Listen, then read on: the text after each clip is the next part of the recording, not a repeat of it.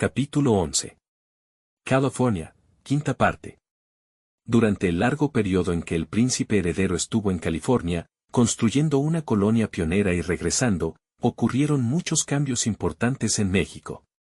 Stephen Austin, el padre de Texas, se vio sorprendido por las duras condiciones impuestas por el gobierno mexicano. Aunque al principio se resistió, terminó aceptando ante la actitud inflexible del emperador, quien dejó claro que, si no estaba de acuerdo, no tenía por qué importarle. Una vez resuelto el asunto de Texas, el emperador aprovechó un escándalo de malversación, relacionado con la confiscación de propiedades de los peninsulares, como pretexto para reemplazar a algunos comandantes de las fuerzas regionales. Los comandantes, furiosos, fueron convocados, pero al poco tiempo se vieron obligados a rendirse.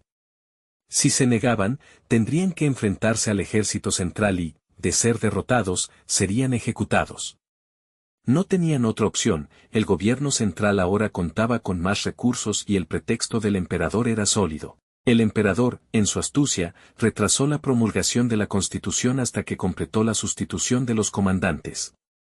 Utilizó los bienes confiscados para pagar los salarios de soldados y funcionarios, y comenzó a contratar más empleados para enviarlos a las provincias. En medio de esta situación, los diputados republicanos criticaban con furia a Agustín I, pero la mayoría de los ciudadanos no comprendían por qué. Para ellos, el emperador parecía estar cumpliendo con su trabajo. Esto es una dictadura. Agustín I, detén la dictadura.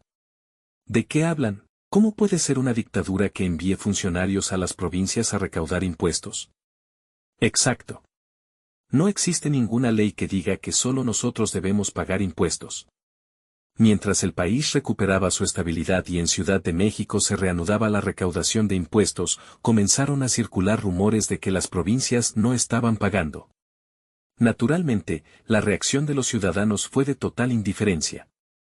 Si los diputados no hacen su trabajo, ¿es mi deber estabilizar el país? ¿Cuál es el problema? Su Majestad debe promulgar la Constitución con urgencia para que podamos cumplir con nuestras responsabilidades. Entonces, acepten mis condiciones, ¿no es así? Esta tensión continuó durante un año entero. Durante ese tiempo, los comandantes provinciales fueron reemplazados, las cosechas de las haciendas confiscadas comenzaron a fluir y el emperador utilizó esos recursos para comprar minas de plata.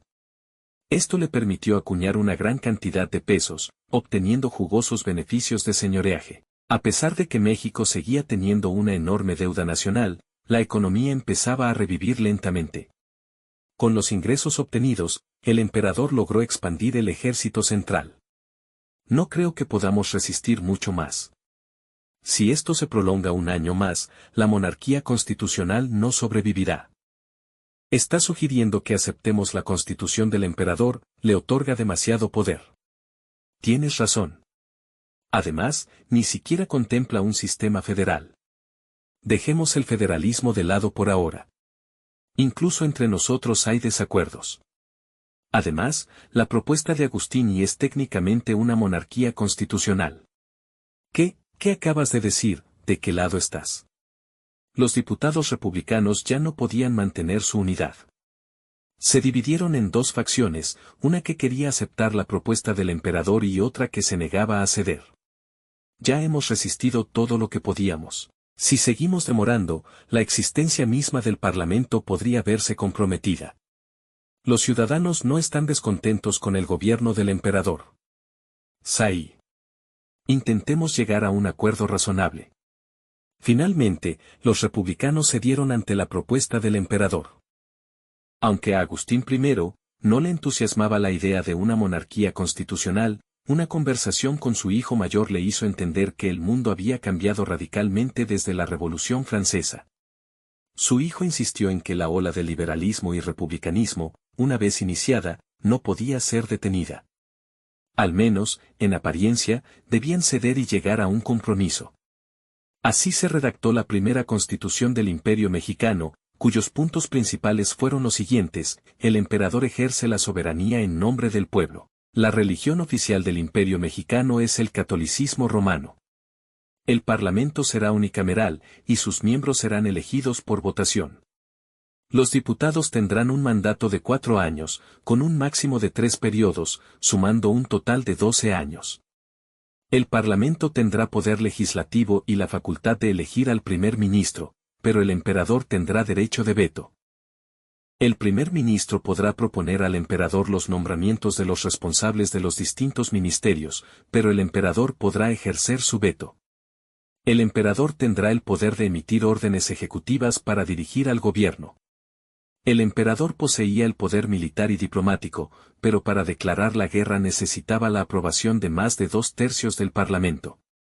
Cada estado era gobernado por un gobernador designado por el emperador, quien debía actuar conforme a la Constitución imperial y las directrices del gobierno central, con un mandato de 8 años. Los jueces de la Corte Suprema, también nombrados por el emperador, tenían un mandato de 12 años. El emperador, además, tenía la autoridad para destituir a cualquier funcionario público a su discreción. Para modificar la Constitución, se requería la aprobación de más de 2/3 del Parlamento y la autorización del emperador. A esto le llaman monarquía constitucional. Es una monarquía constitucional solo de nombre. En realidad, es una constitución que le da al emperador control total sobre todo, aunque, al menos hay votaciones y un sistema que refleja las opiniones del Parlamento y del primer ministro. Sí. Supongo que así es como empiezan las cosas, ¿no? Dentro del Partido Republicano, las opiniones sobre la Constitución estaban divididas, pero Agustín I la consideraba un ejemplo generoso y excelente de monarquía constitucional. Es una monarquía constitucional más que decente. Ajá. Pasaron 6 meses más y el Parlamento eligió un primer ministro, quien, a su vez, presentó al emperador las nominaciones para los ministros. El emperador revisó cuidadosamente cada nominación y aprobó solo a aquellos que le complacían. También nombró a los jueces de la Corte Suprema y a los gobernadores de los estados. Aunque la mayoría de las decisiones seguían la voluntad del emperador, tanto el primer ministro como el parlamento ejercían una influencia considerable, siempre que no desafiara los deseos del soberano. Los partidarios de Agustín I, y, la Iglesia, los terratenientes y los diputados conservadores, estaban satisfechos con el rumbo de los acontecimientos, y el imperio mexicano comenzaba a estabilizarse. Sin embargo, a pesar de la aparente tranquilidad, Agustín I, tenía una preocupación latente: su hijo, que había partido hacia California, seguía siendo un enigma. No sabía si estaba vivo o muerto, ni cuándo regresaría, si es que seguía con vida. Querido, ¿no deberías al menos enviar al ejército para buscarlo? Está bien. Ya ha pasado 1 año y medio, realmente le habrá ocurrido algo, pensó el emperador, comenzando a inquietarse. Su esposa, María, llevaba 1 año presionándolo, angustiada por Jerónimo, y Agustín I, aunque al principio confiado, comenzaba a compartir esa preocupación. Quizá fui demasiado apresurado al darle mi consentimiento.